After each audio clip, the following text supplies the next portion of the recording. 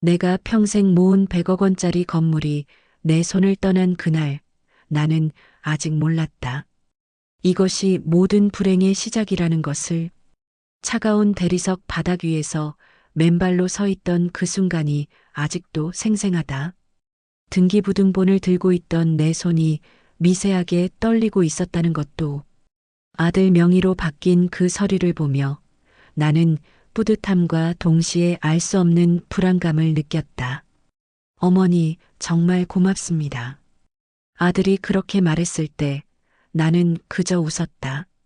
그 웃음 뒤에 숨겨진 작은 의심들을 나 자신도 인정하고 싶지 않았기 때문이다. 거실 창문 사이로 스며드는 가을바람이 차갑게 느껴졌지만 나는 그것을 계절의 변화 정도로 생각했다. 며느리는 그날도 별다른 말이 없었다. 고맙다는 인사도 축하한다는 말도 없이 그저 부엌에서 설거지 소리만 내고 있었을 뿐이다. 물이 떨어지는 소리와 그릇이 부딪히는 소리가 유독 크게 들렸다. 나는 그 소리를 들으며 서운함을 느꼈지만 며느리 나름의 방식이겠거니 넘어갔다. 시계 초침 소리가 규칙적으로 거실을 가로질렀다. 똑똑똑. 그 소리가 마치 내 심장 박동을 재촉하는 것 같았다. 소파의 가죽 팔걸이에 손을 얹고 앉아 있으니 그 매끄러운 표면이 차갑게 느껴졌다. 이 소파도, 이 거실도, 이 집 전체가 이제 내 것이 아니라는 사실이 서서히 실감났다. 집안에는 저녁 식사 후에 은은한 된장찌개 냄새가 남아 있었다. 평소 같으면 따뜻하게 느껴졌을 그 냄새가 오늘따라 어딘지 쓸쓸하게 다가왔다. 며느리가 만든 찌개였지만 나를 위해 특별히 간을 맞춘 것은 아니었다는 게 느껴졌다. 아들은 서류를 소중히 가방에 넣으며 중얼거렸다. 이제 진짜 우리 집이 생겼네. 그 말 속에서 나는 묘한 어조를 포착했다. 우리 집이라고 했을 때 그 우리에 내가 포함되어 있는지 확신할 수 없었다. 며느리도 그 순간 부엌에서 나와 아들을 바라보았다. 그들의 시선이 마주치는 순간 나는 마치 투명 인간이 된 것 같은 기분을 느꼈다. 어머니도 이제 편하게 지내세요. 며느리가 마침내 입을 열었다. 그 말이 진심인지 아니면 예의상 하는 말인지 판단하기 어려웠다. 그녀의 표정에서는 특별한 감정을 읽을 수 없었다. 다만 그녀가 내 눈을 제대로 바라보지 않는다는 것만은 분명했다. 나는 고개를 끄덕이며 대답했다. 편안하게 지낸다는 것이 무엇을 의미하는지 정확히 알 수 없었지만 그렇게 답할 수밖에 없었다. 내가 이 집에서 어떤 위치에 있게 될지 그때는 아직 상상하지 못했다. 밤이 깊어갈수록 집안의 공기는 더욱 적막해졌다. 아들과 며느리는 일찍 방으로 들어갔고 나 혼자 거실에 남았다. 텔레비전을 켜놓았지만 소리는 들리지 않았다. 화면 속 사람들의 입만 움직이고 있을 뿐이었다. 창밖에서는 바람이 나뭇가지를 흔드는 소리가 들려왔다. 바스락 바스락. 그 소리가 마치 누군가 내 마음속 불안을 건드리는 것 같았다. 나는 창틀에 손을 대고 서서 바깥을 바라보았다. 차가운 알루미늄 창틀이 손끝을 시리게 만들었다. 100억이라는 거금이었다. 내가 젊은 시절부터 한 푼, 두 푼 모아온 돈으로 마련한 건물이었다. 임대료 수입으로 노후를 보장받을 수 있다고 믿었다. 아들에게 주면 더욱 안전할 것이라고 생각했다. 하지만 왜일까? 마음 한편에서는 계속해서 작은 목소리가 들려왔다. 정말 잘한 일일까? 그 의문은 밤이 깊어갈수록 더욱 커져갔다. 아들 방에서는 낮은 대화 소리가 들려왔다. 무슨 이야기를 하는지 정확히 들을 수는 없었지만 그들이 나에 대해 이야기하고 있다는 직감이 들었다. 문틈으로 새어나오는 그 소곤거림이 왠지 날카롭게 느껴졌다. 나는 소파에 다시 앉아 무릎 위에 손을 올렸다. 손등의 주름들이 거실 조명 아래서 더욱 깊게 보였다. 이 손으로 얼마나 많은 일을 해왔던가. 이 손으로 아들을 키우고 돈을 모으고 오늘 그 모든 것을 아들에게 넘겨주었다. 시계는 어느새 밤 11시를 가리키고 있었다. 아들 방에 불이 꺼졌다. 며느리의 발걸음 소리가 복도를 지나갔다. 그 소리가 평소보다 가볍게 들렸다. 마치 어떤 무거운 짐을 벗어던진 사람의 걸음 같았다. 나만 홀로 거실에 남아 어둠 속에서 내일을 생각했다. 아니, 정확히는 내일이 두려웠다. 이 건물의 주인이 아들로 바뀐 첫 번째 아침이 될 테니까. 그 아침에 우리 가족의 공기가 어떻게 달라져 있을지 나는 예상할 수 없었다. 창 너머로 들려오는 바람 소리만이 내 불안한 마음을 대변하고 있었다. 건물이 아들 명의로 바뀐 지 한 달이 지나자 집안 공기가 미묘하게 달라졌다는 것을 느꼈다. 가장 먼저 달라진 것은 며느리의 표정이었다. 예전에는 내가 거실에 앉아 있으면 차라도 한 잔 따라주곤 했는데 이제는 그냥 지나쳐갔다. 마치 투명 인간을 대하듯 자연스럽게. 며느리가 부엌에서 설거지를 할 때 내는 그릇 소리도 전보다 크고 거칠어진 것 같았다. 딸그랑 딸그랑. 그 소리가 왠지 성가시다는 감정을 드러내는 것처럼 들렸다. 며느리가 현관문을 나서는 소리도 달라졌다. 예전에는 다녀오겠습니다라고 인사를 건넸는데 이제는 그냥 문을 쾅 닫고 나가버렸다. 그 문 닫는 소리가 유독 크게 울려서 나는 매번 가슴이 철렁 내려앉는 기분을 느꼈다. 아들도 마찬가지였다. 건물 임대료가 들어오는 통장을 관리하게 되면서부터 아들의 태도에서 묘한 변화를 감지할 수 있었다. 예전에는 내 방으로 와서 안부를 묻곤 했는데 이제는 거실에서 만나도 간단한 인사만 주고받을 뿐이었다. 오늘 몸은 어떠세요? 아들이 그렇게 물어도 그 말 속에서 진정한 걱정을 느낄 수 없었다. 마치 의무적으로 하는 말 같았다. 나는 괜찮다고 답했지만 사실 요즘 들어 무릎이 자주 아팠다. 하지만 그런 이야기를 꺼내기가 어려워졌다. 왜일까? 내가 부담스러운 존재가 된 것 같은 기분이 들어서였다. 집안에는 눅눅한 냄새가 배기 시작했다. 환기를 제대로 하지 않아서인지 아니면 내 기분이 그렇게 만드는 건지 모르겠지만 공기가 답답하게 느껴졌다. 빨래 냄새와 음식 냄새, 그리고 오래된 집에서 나는 특유의 냄새가 뒤섞여서 숨쉬기가 불편했다. 어느 날 아침 나는 무릎 통증 때문에 정형외과에 가야겠다고 생각했다. 하지만 병원비를 어떻게 마련해야 할지 고민이 되었다. 건물 임대료는 이제 아들이 관리하고 있고 내게는 얼마 되지 않는 용돈만 남아 있었다. 며느리에게 병원에 가고 싶다고 말했을 때 며느리의 반응은 예상과 달랐다. 병원비는 어떻게 하실 건가요? 그 말이 나를 당황하게 만들었다. 예전 같으면 그런 질문을 하지 않았을 텐데. 나는 아들에게 이야기해 보겠다고 답했지만 그 순간 내 처지가 얼마나 초라해졌는지 깨달았다. 아들과 병원비에 대해 이야기를 나누는 자리에서 나는 더욱 확실한 변화를 느꼈다.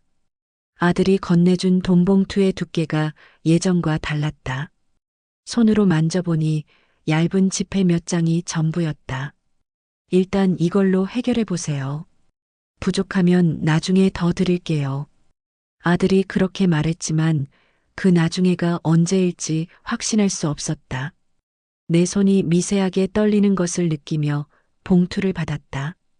그 봉투의 무게가 내 불안한 마음만큼이나 가벼웠다. 밤마다 나는 이불을 덮고 누워서 생각에 잠겼다. 이불이 전보다 거칠게 느껴졌다. 세탁을 자주 하지 않아서인지 아니면 내 피부가 민감해진 건지 모르겠지만 그 거친 감촉이 내 마음 상태를 그대로 반영하는 것 같았다. TV에서는 연일 노인 문제에 대한 뉴스가 나왔다. 노인 빈곤율, 노인 자살률, 황혼 이혼. 그런 단어들이 내 귀에 꽂혔다. 예전에는 남의 이야기로 들렸는데 이제는 내 이야기가 될 수도 있다는 두려움이 들었다. 어느 저녁 아들과 며느리가 거실에서 나누는 대화를 우연히 들었다. 아들 방문이 열려 있어서 소리가 새어나왔다. 어머니 용돈을 좀 줄여야 할 것 같아. 며느리가 그렇게 말하는 것을 들었을 때 나는 가슴이 철렁 내려앉았다. 그들이 나를 부담스러워한다는 것을 직감적으로 알 수 있었다. 그렇게 해. 어차피 집에만 계시니까 많이 쓸 일도 없을 거야. 아들의 대답은 더욱 충격적이었다. 내가 평생 모은 돈으로 마련한 건물의 수익으로 생활하면서 그 건물을 증여해준 나를 부담스러워한다니.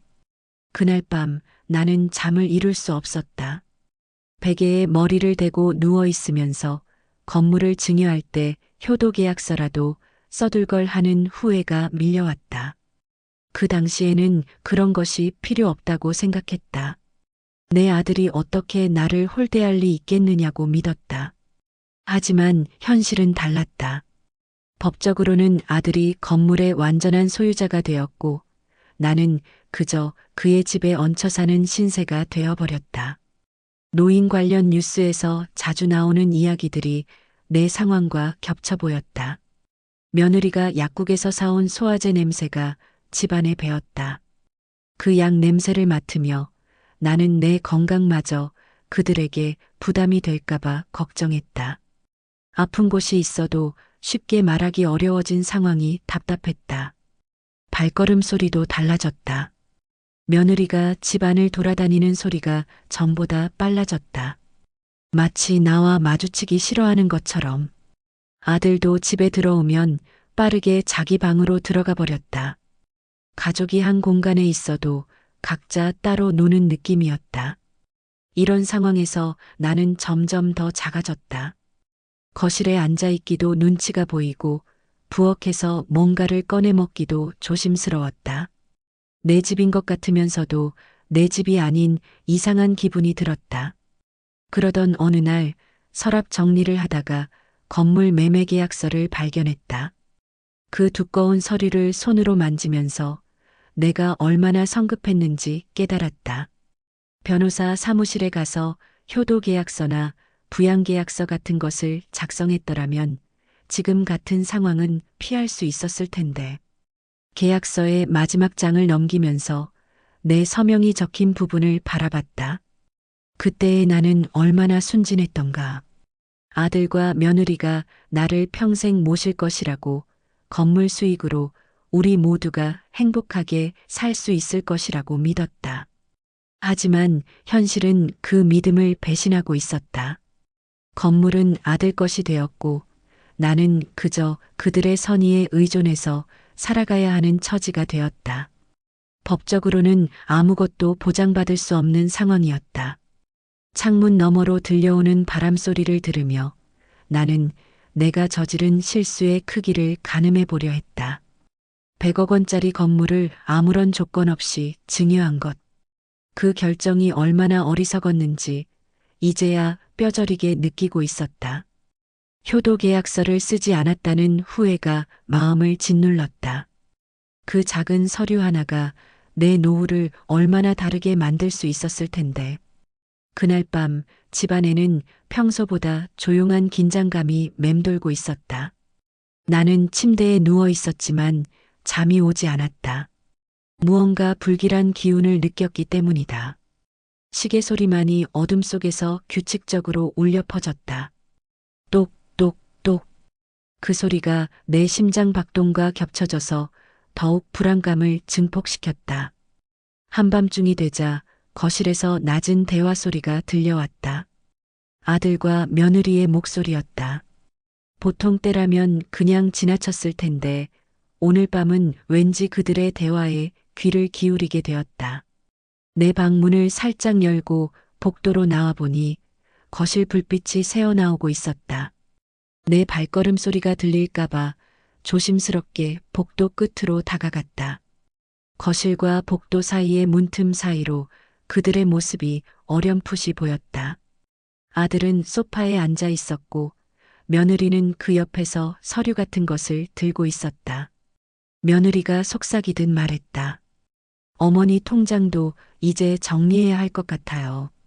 그 말을 듣는 순간 내 온몸에 소름이 돋았다. 내 통장이라니. 건물은 이미 아들 명의로 넘어갔는데 이제 내 개인 통장까지 노리고 있다는 말인가. 아들의 대답이 이어졌다. 그래, 어차피 어머니 혼자서는 관리하기 어려우실 거야. 우리가 대신 해드리는 게 낫겠어.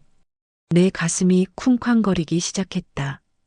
그들이 말하는 관리가 무엇을 의미하는지 너무나 뻔했다. 내가 평생 모아둔 마지막 재산마저 그들의 손에 넘어가게 된다는 뜻이었다. 문틈에 대고 있던 내 손가락이 차갑게 식어갔다. 차가운 공기가 손끝으로 스며들어 오는 것 같았다. 아니, 그것은 공기가 아니라 절망이었을지도 모른다. 며느리의 목소리가 다시 들려왔다. 용돈도 많이 줄여야 해요. 이렇게 계속 주다 보면 우리 생활비도 부족해질 거예요. 용돈을 줄인다고? 나는 이미 최소한의 용돈만 받고 있었다. 그것마저도 줄이겠다는 것인가? 내 다리가 후들거리기 시작했다. 벽에 몸을 기댄 채로 서 있어야 했다. 맞아. 어머니는 집에만 계시니까 쓸 일도 별로 없을 거야. 한 달에 10만 원 정도면 충분할 것 같은데. 아들의 말이 내 귀를 때렸다. 10만 원이라고? 병원비도 약값도 기본적인 생필품도 살 수 없는 돈이었다. 내가 그들에게 그렇게 큰 부담이 되고 있었단 말인가. 며느리가 또 다른 이야기를 꺼냈다. 어머니 건강도 요즘 안 좋은 것 같던데 나중에 간병비도 만만치 않을 텐데요. 그 말 속에서 나는 섬뜩한 계산을 느꼈다. 내가 아프면 그들에게 경제적 부담이 될 것이라는 우려. 내 건강마저도 그들에게는 골칫거리였다. 그러니까 미리미리 준비해야지. 어머니 명의로 된 것들 다 정리하고. 아들의 말을 들으며 나는 내가 얼마나 순진했는지 깨달았다. 건물을 증여할 때 그들이 나를 평생 모실 거라고 믿었다. 하지만 현실은 정반대였다. 그들은 나를 부담스러워했고 내 남은 재산마저 노리고 있었다. 집안에는 눅눅한 냄새가 더욱 짙어져 있었다. 내가 먹고 있는 혈압약 냄새와 뒤섞여서 답답함을 더했다. 그 냄새를 맡으며 나는 내가 이 집에서 얼마나 환영받지 못하는 존재인지 실감했다. 며느리의 목소리가 다시 들려왔다. 이번에는 더욱 구체적인 이야기였다. 은행에 가서 어머니 통장 관리인을 우리로 바꾸면 되지 않을까요? 어머니 도장도 우리가 보관하고 내 도장까지. 내가 평생 중요하게 여겨온 그 도장을. 그것은 내 정체성의 마지막 상징과도 같은 것이었는데. 좋은 생각이야. 내일 당장 은행에 가보자. 아들의 즉석 동의가 나를 더욱 절망에 빠뜨렸다. 그들은 이미 모든 것을 계획해 놓고 있었던 것이다. 내가 모르는 사이에 내 재산을 정리하는 방법을 의논하고 있었다. 내 가슴을 움켜쥔 손이 떨리기 시작했다. 분노와 억울함과 배신감이 한꺼번에 밀려왔다. 내가 평생 아껴 키운 아들이 내가 며느리라고 불러주며 가족으로 받아들인 그녀가 이렇게 나를 대하고 있다니. 문틈으로 보이는 거실에서 그들은 여전히 대화를 이어가고 있었다. 마치 내가 이미 죽은 사람이나 된 것처럼 내 재산 분할에 대해 태연하게 이야기하고 있었다. 어머니가 언제까지 사실지도 모르는 일이니까 미리 준비해 두는 게 좋을 것 같아요. 며느리의 그 말이 내 심장을 얼어붙게 만들었다. 내가 언제 죽을지 모른다고? 내 죽음을 기다리고 있다는 말인가? 내 온몸이 부들부들 떨렸다. 화가 나서 당장 거실로 뛰어나가고 싶었지만 다리에 힘이 들어가지 않았다. 벽에 기댄 채로 그들의 대화를 계속 들어야 했다. 아들이 중얼거렸다. 어머니도 이제 많이 늙으셨으니까 우리가 알아서 해드려야지. 늙었다고? 내가 늙어서 무능력하다고 여기는 것인가? 나는 아직도 정신이 멀쩡하고 내 일은 내가 처리할 수 있다. 하지만 그들의 눈에는 내가 관리 능력을 잃은 노인으로 보이는 모양이었다. 며느리의 목소리가 더욱 노골적으로 변했다. 솔직히 어머니 용돈 주는 것도 아까워요. 우리도 아이 키우느라 돈 들어갈 일이 많은데. 그 말을 듣는 순간 나는 내가 그들에게 얼마나 짐스러운 존재가 되었는지 뼈저리게 느꼈다. 내 용돈이 아깝다고 말하는 며느리. 그 며느리의 말에 동조하는 아들.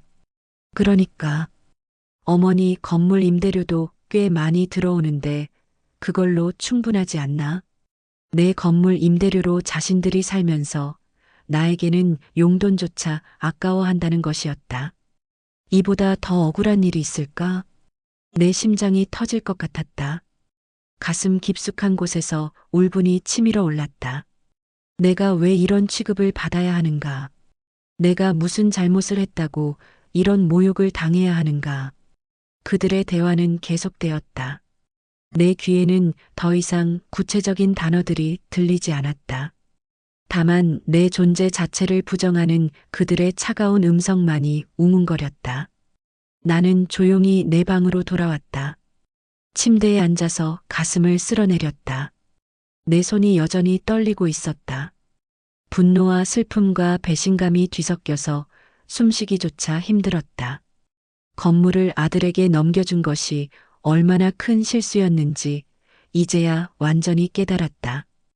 효도 계약서를 쓰지 않은 것도, 법적 보장을 받지 않은 것도 모든 것이 내 순진한 믿음 때문이었다.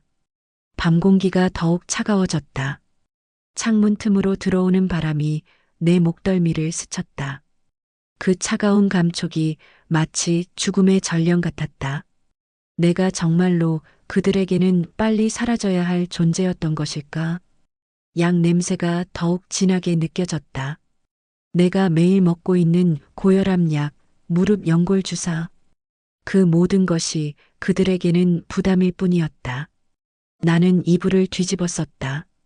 거친 이불감이 내 뺨을 스쳤지만 그 거칠음보다 더 아픈 것은 내 마음이었다. 내 평생의 신뢰와 사랑이 이렇게 배신당하다니. 거실에서 들려오던 대화 소리가 점점 작아졌다. 그들이 이제 자리를 정리하는 모양이었다. 곧 내 방 앞을 지나갈 것이다. 나는 자는 척 눈을 감고 있어야 했다. 발걸음 소리가 복도를 지나갔다. 내 방문 앞에서 잠깐 멈칫하는 것 같더니 곧 그들의 방으로 향했다. 문 닫는 소리가 들렸다. 고요해진 집안에서 나 혼자만이 깨어 있었다. 억울함이 목구멍까지 차올랐다. 내가 왜 이런 대우를 받아야 하는가? 내 재산으로, 내 사랑으로 키운 아들이 나를 이렇게 대해도 되는가? 분노가 온몸을 타고 올랐다. 당장 그들과 대면하고 싶었다. 내가 들은 이야기에 대해 따져 묻고 싶었다. 하지만 그랬다가는 더 큰 갈등이 생길 것이 뻔했다. 그리고 그 갈등에서 내가 이길 수 있을 거라는 확신도 없었다. 법적으로는 건물이 이미 아들 소유였고 나는 그저 그의 집에 얹혀 사는 신세였다. 그들이 나를 내쫓는다고 해도 내가 할 수 있는 일은 없었다. 이런 현실이 너무나도 억울했다. 내 평생의 노력과 희생이 이런 식으로 보답받을 일인가. 내가 아들을 위해 바친 모든 것들이 이렇게 헛된 일이었단 말인가. 심장이 불규칙하게 뛰었다. 가슴 어딘가에서 찌르는 듯한 통증이 느껴졌다. 스트레스 때문인지 분노 때문인지 알 수 없는 고통이 몸 전체를 휩쌌다. 나는 베개를 움켜쥐고 목 놓아 울고 싶었다. 하지만 그들이 들을까봐 소리내어 울 수도 없었다. 그저 이불 속에서 조용히 눈물만 흘릴 수 있을 뿐이었다.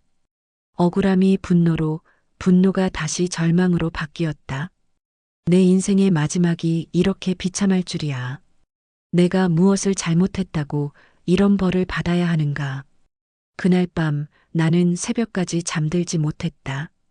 그들의 대화가 계속 귓가에 맴돌았다. 그리고 내 마음속에서는 복수에 대한 생각이 서서히 자라나기 시작했다. 더 이상 참을 수 없었다. 다음 날 아침 나는 아들과 며느리가 아침 식사를 하고 있는 식탁으로 걸어갔다. 내 발걸음 소리가 평소보다 무겁게 들렸다. 마치 결단을 내린 사람의 걸음처럼. 그들은 내가 다가오는 것을 보고 잠깐 대화를 멈췄다. 공기가 순식간에 차가워졌다. 나는 식탁 앞에 서서 그들을 바라봤다. 아들은 수저를 든 채로 멈춰 있었고 며느리는 아무렇지 않은 듯 밥을 먹고 있었다. 하지만 그녀의 어깨가 약간 긴장한 것을 놓치지 않았다. 어젯밤 얘기 다 들었다. 내가 첫 마디를 꺼내자 식탁 위의 공기가 얼어붙었다. 아들이 수저를 내려놓는 소리가 또렷하게 들렸다. 딸그랑. 그 작은 소리가 마치 선전포고 같았다. 며느리가 먼저 입을 열었다. 무슨 말씀이세요? 며느리의 목소리에는 당황함이 섞여 있었다. 하지만 나는 더 이상 그들의 연기에 속지 않을 생각이었다. 내 통장 정리하고 도장 가져가고 용돈 10만 원으로 줄이겠다는 얘기 말이다. 내 말이 끝나자 식탁 위에 침묵이 내려앉았다. 아들은 고개를 숙인 채 말이 없었고 며느리는 나를 쏘아보듯 바라봤다. 그 시선에서 나는 적대감을 느꼈다. 아들이 드디어 입을 열었다. 어머니, 저희가 어머니를 위해서 하는 일인데요. 위해서라고? 내 재산을 가로채는 것이 나를 위한 일이라고? 내 가슴이 뜨거워지기 시작했다. 분노가 목구멍까지 차올랐다. 내가 언제 도움을 청했나? 내 일은 내가 알아서 할 수 있다. 내 목소리가 떨리고 있었다. 억울함과 분노가 뒤섞인 목소리였다. 며느리가 그 순간 냉정하게 말했다. 어머니 연세를 생각하시면 복잡한 일들은 저희가 대신 해드리는 게 좋을 것 같은데요. 연세를 핑계로 삼다니. 나는 아직도 정신이 멀쩡하고 내 일을 처리할 능력이 있다. 그들이 내 능력을 얕보는 것이 더욱 화가 났다. 그건 내가 결정할 일이다. 너희가 정할 일이 아니야. 내 목소리가 높아졌다. 평소에는 절대 이런 식으로 말하지 않았는데 오늘은 달랐다. 참고 또 참아온 것들이 한꺼번에 터져나왔다. 아들이 한숨을 쉬며 말했다. 어머니, 저희도 생활이 있어요. 어머니 용돈까지 계속 주다 보면 우리 생활이 힘들어져요. 내 건물 임대료로 살면서 내 용돈이 부담이라고 한다니. 이보다 더 뻔뻔한 말이 있을까? 내 심장이 빠르게 뛰기 시작했다. 그 임대료가 누구 돈인지 알고나 하는 소리냐? 며느리가 즉시 반박했다. 하지만 이제 법적으로는 저희 건물이잖아요. 어머니께서 증여하셨으니까요. 법적으로는. 그 말이 내 가슴을 찔렀다. 맞다. 법적으로는 그들이 옳았다.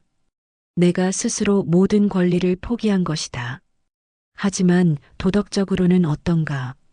법적으로는 그렇다고 해서 도덕적으로도 그게 맞는 일이냐? 내 목소리에서 절규가 섞여 나왔다. 아들이 차갑게 대답했다. 어머니가 자발적으로 증여해 주신 거잖아요. 이제 와서 그런 식으로 말씀하시면 곤란해요.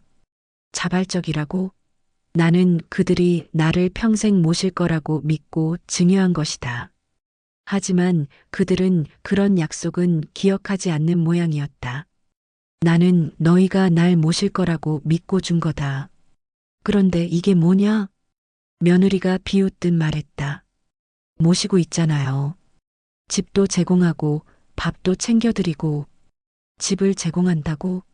내 돈으로 산 집을 내가 증여해준 건물의 수익으로 유지하는 집을 그들이 나에게 제공한다고 말한다니. 내 다리가 후들거리기 시작했다. 너무 화가 나서 몸이 떨렸다. 식탁 모서리를 잡고 서 있어야 했다. 그 차가운 표면이 손바닥에 닿았지만 내 마음보다는 따뜻했다. 그럼 내가 이 집에서 나가면 되겠네. 내가 그렇게 말하자 아들의 표정이 잠깐 변했다. 하지만 금세 다시 냉정해졌다. 어머니가 그러시겠다면 말릴 수는 없죠. 그 말을 듣는 순간 내 심장이 멈춘 것 같았다. 내가 나가겠다고 했을 때 그들이 말리기는커녕 허락한다니. 내가 그들에게 정말로 짐일 뿐이었구나. 며느리가 덧붙였다. 하지만 어머니 나이에 혼자 사시기는 힘드실 텐데요. 그 말 속에서 나는 협박을 느꼈다. 나이를 들어서 갈 곳이 없다는 것을 상기시키는 말이었다. 내가 여기서 나갈 수도 없다는 것을 알고 하는 소리였다. 분노가 온몸을 타고 올랐다. 내 목소리는 더 이상 통제할 수 없을 정도로 높아졌다. 내가 평생 모은 돈으로 너희를 먹여 살리고 있는데 이게 고마움을 표하는 방법이냐? 아들이 짜증스럽게 대답했다. 어머니, 그런 식으로 말씀하시니까 저희도 기분이 나빠져요. 저희는 어머니를 위해서 하는 일인데. 위해서? 또 그 말이냐? 내 재산을 가로채는 것이, 내 용돈을 줄이는 것이, 나를 무능력한 노인 취급하는 것이 나를 위해서라고? 뭐가 날 위해서야? 너희 좋을 대로 하는 거지. 내 목소리가 집안에 울려 퍼졌다. 이웃에서도 들릴 정도로 컸을 것이다. 하지만 나는 더 이상 신경 쓸 수 없었다. 며느리가 일어나서 찬장 문을 쾅 닫았다. 그 소리가 내 귀를 때렸다. 그녀의 행동에서 노골적인 짜증이 느껴졌다. 어머니, 너무 감정적으로 나오시지 마세요. 저희도 할 말이 있어요. 감정적이라고? 내가 감정적이라고? 자신들이 한 일은 생각하지 않고 내 반응만 탓하다니. 아들이 목소리를 낮추며 말했다. 어머니, 진정하세요. 이런 식으로 싸우면 아무것도 해결되지 않아요. 진정하라고? 내가 어떻게 진정을 할 수 있겠는가? 내 평생의 노력이 이렇게 배신당하고 있는데. 내 가슴에서 날카로운 통증이 시작됐다. 처음에는 가볍게 시작된 통증이 점점 심해졌다. 마치 누군가 내 심장을 꽉 움켜쥐고 있는 것 같았다. 아, 아프다. 내가 중얼거리며 가슴을 움켜쥐었다. 하지만 그들은 내 고통을 진지하게 받아들이지 않는 것 같았다. 며느리가 무덤덤하게 말했다. 또 연기하시네요. 연기라고? 내 고통을 연기라고 말한다니. 이런 모욕이 있을까? 내 심장이 더욱 빠르게 뛰었다. 두근두근, 두근두근.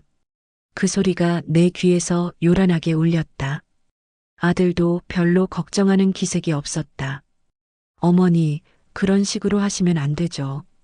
내가 정말로 아픈 것도 고통스러워하는 것도 그들에게는 관심사가 아니었다. 내가 그들을 조종하려는 수단 정도로 여기고 있었다. 통증이 더욱 심해졌다.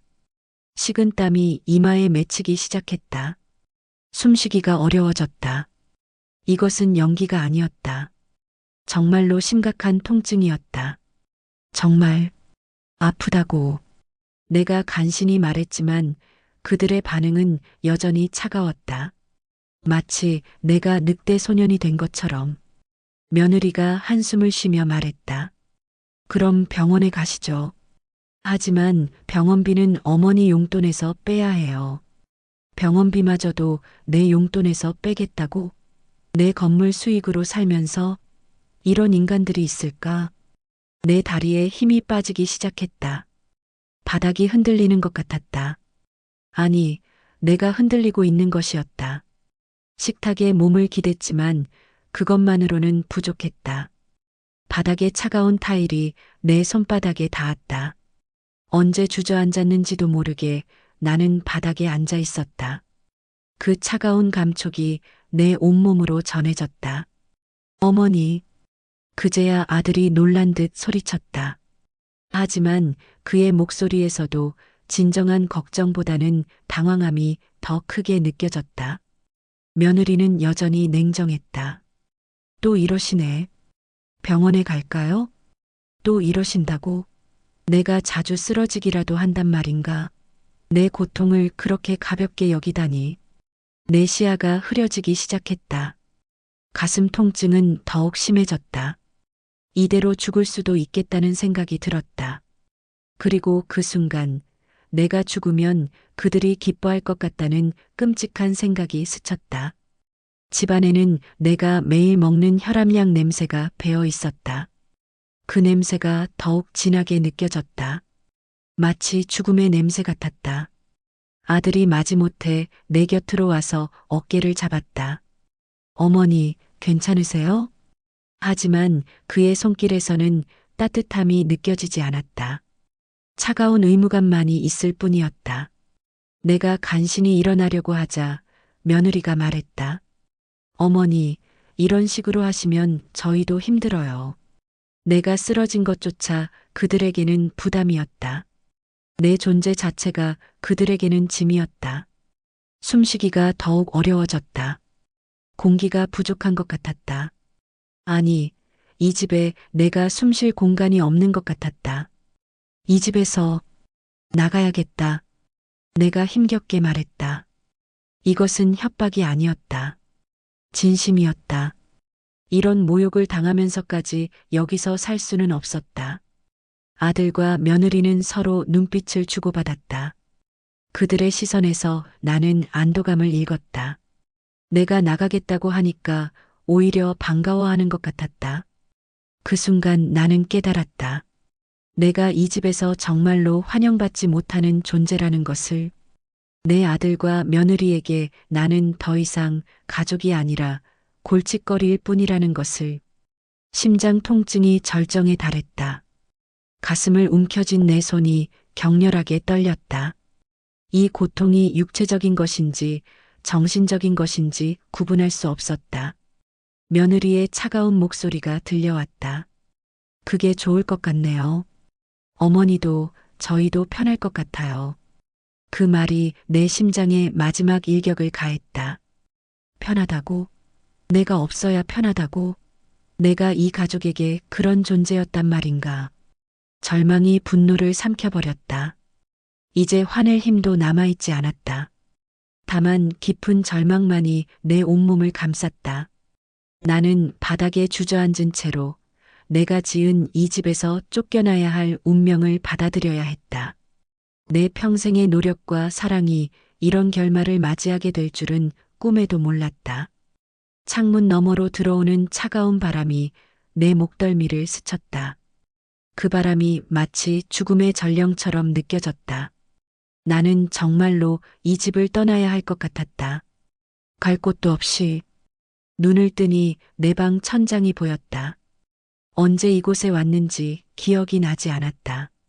마지막으로 기억하는 것은 식탁 옆 바닥에 주저앉았던 순간이었다. 가슴을 움켜쥐고 숨을 헐떡이던 그 순간. 시계 소리가 들려왔다. 똑똑똑. 그 규칙적인 소리를 들으며 나는 내가 아직 살아있다는 것을 확인했다. 오후 4시를 가리키고 있었다. 꽤 오랫동안 의식을 잃고 있었던 모양이었다. 몸을 일으켜 앉으려고 했지만 어지러웠다. 이불을 잡고 천천히 상체를 세웠다. 이불의 거친 감촉이 손바닥에 느껴졌다. 언제부터 이 이불이 이렇게 거칠어졌을까? 방문이 열리는 소리가 들렸다. 아들이 들어왔다. 그의 표정에서 걱정을 찾을 수 없었다. 오히려 귀찮다는 기색이 역력했다. 깨어나셨네요. 약은 먹으셨나요? 기계적인 질문이었다. 마치 해야 할 일 중 하나를 확인하는 것 같았다. 나는 고개를 저었다. 약을 먹을 힘도 그럴 마음도 없었다. 아들이 물컵과 약을 가져다 주며 무덤덤하게 말했다. 드셔야 해요. 더 아프시면 병원에 가셔야 하는데 병원비가 만만치 않거든요. 병원비 걱정이 먼저라니. 내 건강보다 돈이 더 걱정인 모양이었다. 나는 약을 받아들었지만 그 순간 내 마음속에서 무언가가 완전히 부서져 내리는 소리를 들었다. 며느리는 아이의 모습을 보이지 않았다. 내가 쓰러진 것에 대해 관심도 없는 것 같았다. 부엌에서 들려오는 요리 소리만이 그녀의 존재를 알려줄 뿐이었다. 아들이 나가자 다시 혼자가 되었다. 집안은 고요했다. 너무나도 고요했다.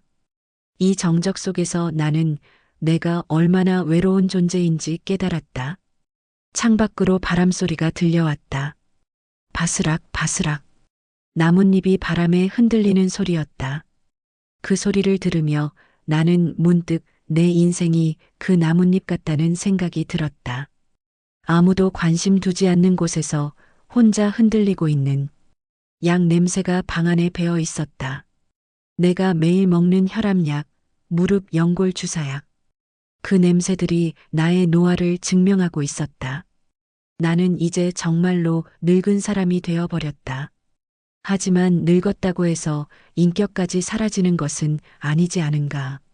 나도 감정이 있고 존중받을 권리가 있는 인간이다. 그런데 왜 그들은 나를 그저 부담스러운 물건 취급하는가? 부엌에서 저녁 준비하는 냄새가 흘러왔다. 된장찌개 냄새였다. 예전에는 그 냄새가 따뜻하게 느껴졌는데 이제는 쓸쓸하기만 했다. 내가 그 식탁에서 환영받지 못한다는 것을 알기 때문이었다. 나는 침대 가장자리에 앉아서 내 인생을 되돌아보았다. 무엇이 잘못되었을까? 아들을 사랑으로 키운 것이 잘못이었을까? 건물을 증여한 것이 잘못이었을까? 아니다. 잘못은 내가 그들의 인간성을 잘못 판단한 것이었다. 돈을 주면 마음도 따라올 거라고 믿은 것이 실수였다. 돈은 줄 수 있어도 진심은 증여할 수 없다는 것을 이제야 깨달았다. 내 노후는 남이 아닌 내가 지켜야 했다. 아들이라고 해서, 며느리라고 해서 무조건 믿을 수는 없는 일이었다. 내가 너무 순진했다. 창문으로 다가가서 밖을 내다보았다. 창틀이 차갑게 느껴졌다. 하지만 그 차가움이 내 마음을 오히려 맑게 만들어 주었다. 감정에 휩싸이지 않고 현실을 바라볼 수 있게 해주었다. 거리에는 사람들이 오가고 있었다. 각자의 삶을 살아가는 사람들이었다.